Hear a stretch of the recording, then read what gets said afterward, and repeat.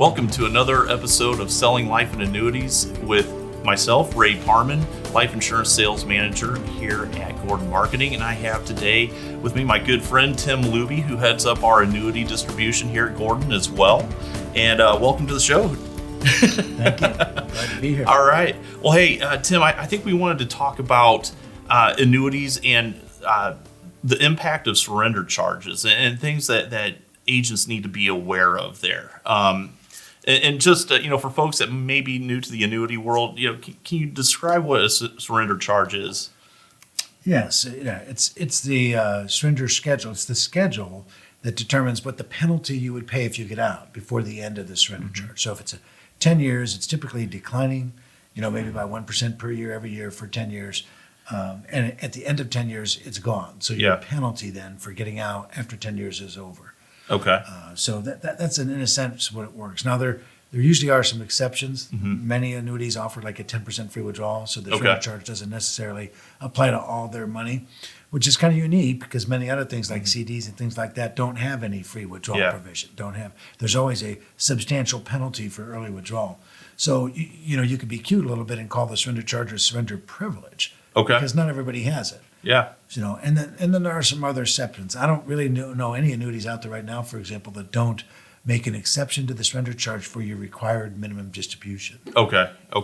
Yeah, and that's a good point. It's just, are there exceptions? And I think, to what you said there, Tim, just, for folks that may be taking their RMDs out, that certainly makes sense because, God help us all if the government, doesn't get the revenue, right? But so, how do you determine the right length of a surrender charge? I know, gosh, they vary anywhere from a 2-year MIGA all the way up to, I think there's some products out there that have maybe a 14-year surrender charge as well. 15, 16, yes. And we don't do a lot with those, but we can. So they vary a lot. In the MIGAs, the multi-year guaranteed annuity market, we tend to do a lot with the shorter surrender charges. Okay.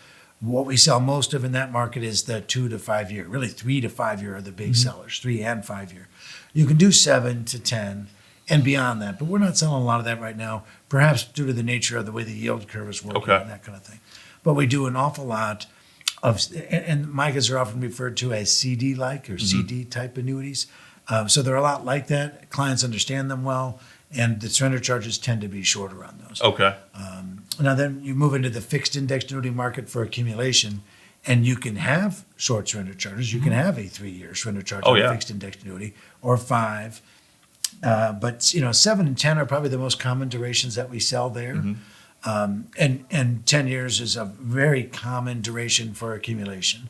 But then depending on someone's situation, what their timing is, something shorter might work well. Okay. 5 years is a very comfortable duration on a surrender charge for a lot of people. Very true. So now, if it's really retirement money and they're there for the long run, surrender charges are going to matter a little bit less.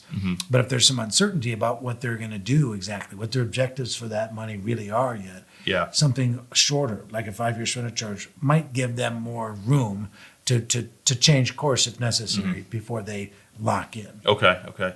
And then, I think for a lot of clients out there, they might be wondering, hey, if I do have an income rider on my index annuity and I start taking income from this before I'm out of my surrender period, am I going to incur charges there?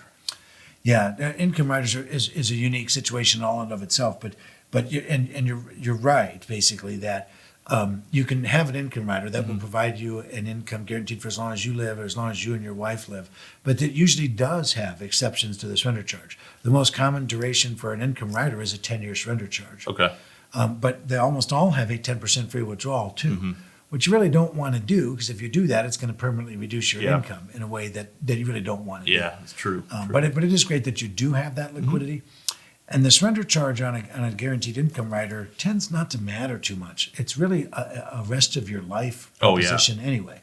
I see very few people that would need or be good reason for them to get out of an income rider. If they buy it and after 4 years they turn income on and that income is guaranteed for as long as they live, them and the two of them live, that's not something they'd walk away from. So the surrender charge matters much less than the guaranteed income rider. Okay, very interesting. And are there any unique situations for clients that people need to be aware of that might impact the decision making process with surrender charges? Yes, yeah, there are actually. One of the things that comes to mind is a lot of times for younger people. A lot of times we'll see this in like military and police, where people in their late 50s or early 60s, which is a little bit young for retirement, are well heeled and are retiring. And it's not an ideal time to lock in an income for the rest of your life because the factors are based on your age and your life expectancy. And at that very young age, I think that's young, they still have a very long life expectancy. Sure. So the income's not as competitive. Okay. So those would often be a situation where they might want to do something with a shorter duration to build a bridge to something later. Bridge so that maybe gap. they could do a 10-year period certain with some of their money that would give them some income. And at the end of that 10 years, if that can meet their needs, they're 10 years older. Okay. And so then the income that they would lock in for the rest of their life can be a lot more competitive. Okay. And of course, when they're waiting for that to happen, the step ups in the way that income riders can grow can be well above market rates and can be guaranteed. Okay. So there's a lot of things that would factor into that. So younger people definitely would be one where they might consider a shorter surrender charge. And really what they're doing is the annuity solutions allow them to postpone the decision to do that rest of your life purchase. I'm a fan of the rest of your life purchase because it's highly competitive at retirement age. But if you're early in those retirement ages, then the income's not as competitive and you might want to buy some time. Yeah. Yeah. The other thing that would often sometimes warrant something similar to that would be a meaningful difference in age. Okay. If you have someone that's married someone, 10 or 15 years younger, let's say, the income is always based on the younger of the two of them. And so that might be another situation where they might want to buy some time and Sure. do something along the lines of a 5 or 7 year deferral, let's say, before they lock into that rest of your life solution, because it's going to be based again on the younger person. Yeah.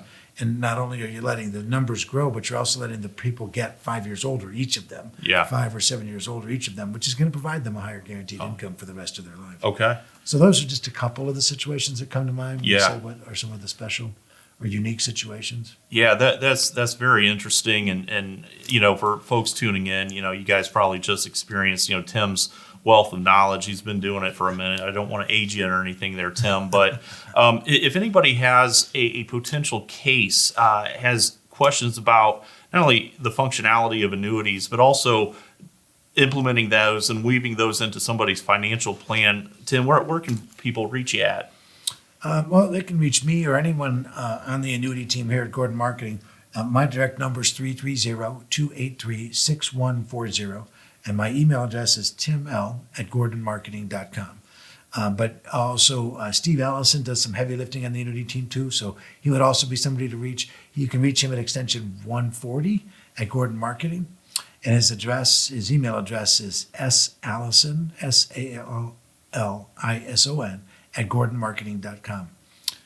Well, sounds good, Tim, and we'll go ahead and shut this episode down for now. But don't forget, make sure that you subscribe to our YouTube channel and click that notification bell. We release a Selling Life and Annuity video every Tuesday, so make sure that you tune in there. And don't forget to like, comment, and share as well. But for now, Tim, we'll close things down. But for those tuning in, we'll catch you on the next one, and happy selling.